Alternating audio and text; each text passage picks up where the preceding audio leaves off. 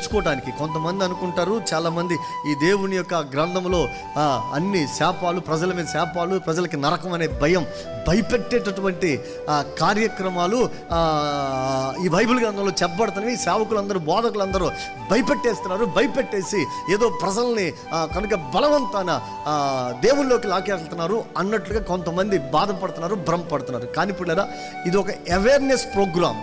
ఈ సువార్త అనేది ఒక అవేర్నెస్ ప్రోగ్రామ్. బైబిల్ గ్రంథం కూడా చెప్పేది అదే, అంతేగాని భయపెట్టేది కాదు, బీదులు కాదు.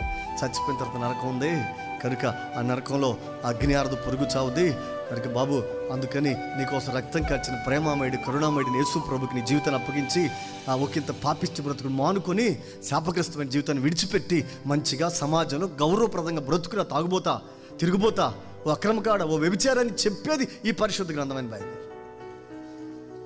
అర్థమవుతుందా? అర్థమైన వాళ్ళు స్తోత్రం చెప్పండి.